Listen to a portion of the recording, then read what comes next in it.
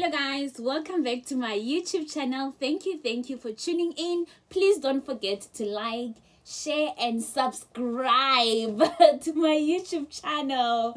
Please subscribe. Please subscribe.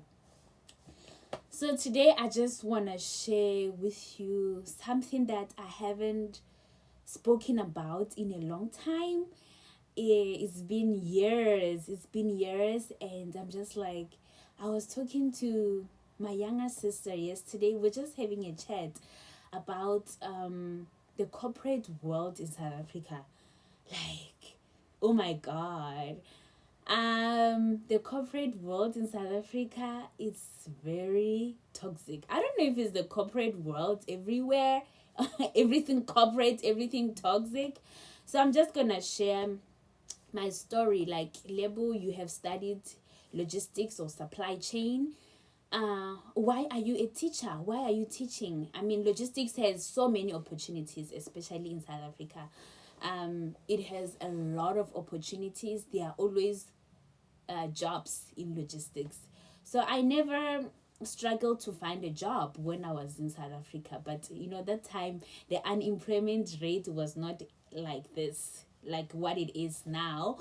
But I remember when I did my varsity, I actually went to Tshwane University of Technology Pretoria campus.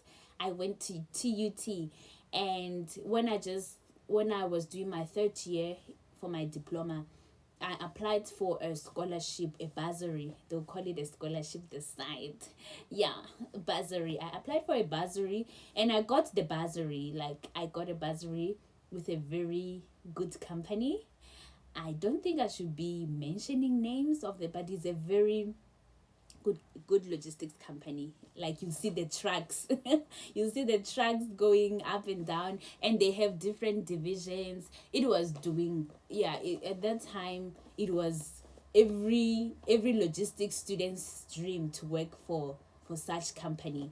And I got that bursary. I remember I got it together with my friend. So we were so excited. I remember I'm the one who was like, let's apply for this. And she was so lazy, like, because we were doing assignments, student life. So we both applied and we both got the bursary and we were so excited. So when our classmates were stressed about finding a job after their diploma, and we're like, we're gonna do our BTech and we're gonna be funded. And after we got funded for our BTech, BTech is equivalent to bachelor's degree, so it's only a year, right? So me and my friend, we did our BTech. They funded everything from accommodation to the textbooks to allowance. That was so nice. I think that was the last time I actually received pocket money from my parents. Ever since then, I've been taking care of myself. So, fine. So we were not worried about getting a job. We already know we had jobs, That feeling was so nice. So we wrote our exams in November. So I think we started working in December. Was it December or January? Actually, immediately after our exams. I think the next Monday we were going to work. And yeah, it was so exciting. We worked for different branches or different divisions. They called them divisions at the time. So yeah, I was in warehousing and I think she was in transport, because logistics also is very broad. Some of my friends they worked in procurement. Some of my friends, they worked in customer service. Some of my friends did this and that. That's how broad logistics is.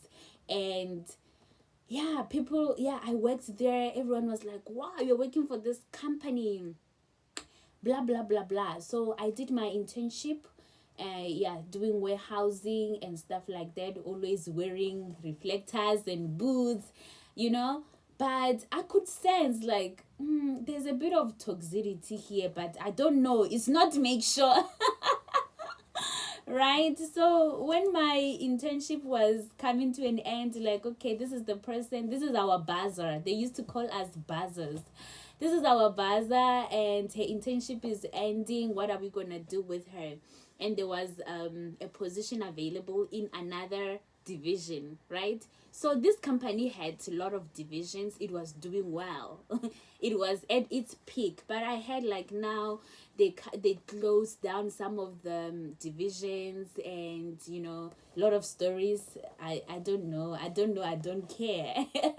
So anyway, I got a job as a transport planner. I think that's where the nightmare of corporate started for me, because internship, you are very much flexible. They give you these things to do. You go and sit with people and ask them questions. You go and monitor. You go and yeah, that's internship, just to get the feel.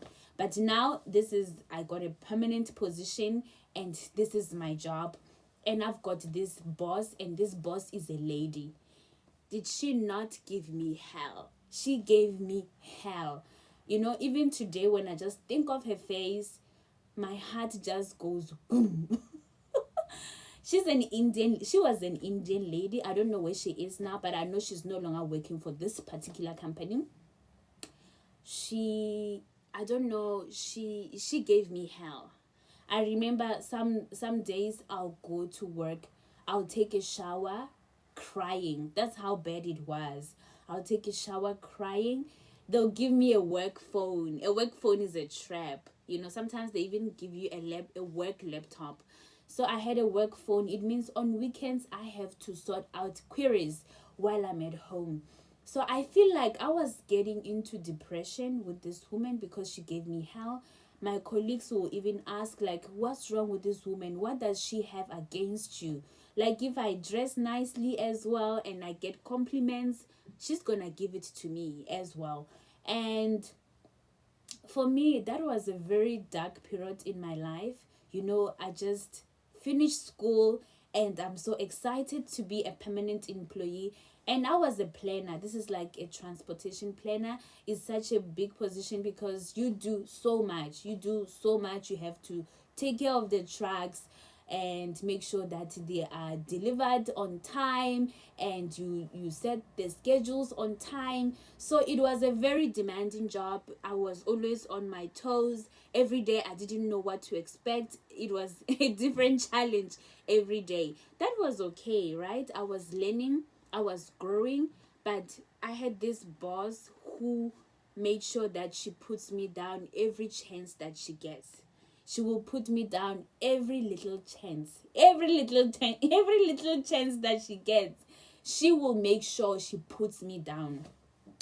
Then I was so depressed. There were Saturdays where I'll stay in my room for the whole day, and I didn't want to see the sunlight. I just wanted to be in my corner. And then I knew this is not right, because now you are telling people like I'm not happy. I've got this terrible boss. They're like, there are no jobs. If you resign, where are you gonna go as a person? Where are you gonna go? This is a permanent job. All these benefits, you're just gonna leave them. So you suck it in. So I cried a lot. I was very, very skinny. I was not happy at all. I was really not happy. Like, I don't know. I wouldn't say it's an Indian thing, but this woman made my life very miserable. And like I just heard about her past as well. She had an abusive husband, and also like she went through a divorce. Hurt people, hurt others. So I think I was a punching bag at that time. And everybody could tell, like, this poor child, because I think I was one of the youngest in the office. This poor child is suffocating. This poor child is not having it easy. But they are also minding their own business. They want to secure their jobs. They want to keep their jobs. They want to keep it going. But they could see. So I didn't even cry at work because I didn't want to give her the satisfaction. Maybe during lunchtime, I'll just go to the bathroom and cry and wash my face, and we move. So anyway, I remember the other time I couldn't handle it. I went to the receptionist lady. She was more like a sister to me, and then I started crying. She said, "Hey, you're not gonna cry here. This is not a crying place. You're going to wipe those tears and go back and work. You are not crying. Don't give this woman that satisfaction that she made you cry. And then I did exactly that. Drink water. Go back and start working. And I applied for jobs. And I got a job in a petroleum company. This is also a big company. Like, I think I've only worked for big logistics companies in South Africa. So yeah, I went to the petroleum company. It was so good. Everyone was so nice. Like, we were a little happy family. It was so good. And I was not challenged because I'm used to challenges. I got bored so easily. I'm like, I think I'm gonna leave. I'm so bored here. Let me go. And I decided to go to another company. It's an American company. I'm not gonna mention companies and whatever. I don't want to get sued. This is my past. I'm doing much better right now than I was before. I'm happier now. So like, that the working environment in that American company. Remember, with private companies, people are pushing sales. People are pushing whatever targets. So it's very demanding. So that was the worst. Actually, I think with my first company, I started falling in love with my job. I loved it. I built, relationships with the suppliers and the customers. So it was good. It was just that boss who was making my life miserable. Even if I do well, she'll never give me credit. She's waiting for me to make that silly mistake so she can shout the whole office that you made a mistake, as if like she's not human, she doesn't make mistakes. So but with that one, everyone was depressed. People were not happy because of the pressure, and I just got in that pressure, and it was hell. It was hell, hell, hell, hell, hell. And I decided, you know what, I'm quitting this job because I was also going through my own personal problems that time. So my personal problems with with the working problems, it was just too much. I couldn't handle it. I was going through a lot. So I decided to leave that job, and I was jobless with no plan. Remember, when I left my first job, I was leaving it to a second job. I waited first before I get a job. But that time, I think I burned out. I was like, I'm not gonna fight. I'm not gonna toughen up. I'm leaving with no plan. And I remember one of my sisters was like, Lebo, there are no jobs in South Africa. How can you just quit with no plan? Like, she was so disappointed, but I had to make that decision. And yeah, and I worked for my other sister. I think I worked for her for a couple of months. And I decided, I'm done with South Africa. Me and South Africa, me and corporate, we are done. We are finished. This is the end of the road. And my niece told me about the teaching opportunities abroad. And that's when I took it very serious. With the little savings that I had, I made sure I leave South Africa. And that's when my journey began. And I became a teacher. I knew I loved traveling. I've always loved to travel, but I didn't know which better way to do it, while I'm making money. So this was a very good opportunity for me. I grabbed it and I ran with it. And I mean, like, if you're traveling for the first time and going to a country like Thailand, your family are thinking scammers, human trafficking, drug, blah blah, because Thailand also has a history of such. So some of my family members were very scared. They were very skeptical. They were like, what if you're going to be a prostitute abroad? What if you're gonna be human trafficked? Stuff like that. But thank God, everything worked, fell into place. And yeah, here I am. I traveled to over 15 countries, and I'm still planning to travel more. And I'm in Korea. I've been a teacher for 7 years. And yeah, and from this experience, I regret nothing. And even when I was stuck in South Africa during COVID, that I couldn't travel to China, I couldn't travel back to China, people was like, hey Sisi, start fixing your CV and apply for those logistics job. Even someone came like, hey, there's a procurement post, don't you want? I was like, me, I kissed corporate goodbye. Like, I'm done with anything corporate. I don't want it because of the toxicity, like the trauma that I suffered. After that, I told myself, me and supply chain, fuck, like screw the opportunity, the opportunities that it has. I don't care. I don't want to be in the logistics field anymore. And if I tell you, it's very male dominated, and there are few at that time, I don't know now, there were fewer ladies. And yeah, you know that environment, how it could be, how it could be. And you have some old men trying to flirt with you, and you're just like, what is this? Like, what is this? So that was the end of the road for me in corporate. And I swear to God never to go back. I said I will never go back to corporate. I will never take myself there. It took me a lot to get out of corporate. And yeah, my little sister was also experiencing the same thing in a certain company, and I knew exactly how she feels because I've been there, done that. So I was really hands on, checking up on her until she got another better job. But yeah, corporate, private companies, I don't know if it's only, I've never worked for government in South Africa. Maybe it's a little bit better. But private companies in South Africa, the managers, we are only human beings. Like, we are also women. We are also human. Try to treat us like such, you know? So we know you are chasing targets, you are chasing profits, you are chasing blah blah, but you are not dealing with machines. You are actually dealing with human beings with emotions.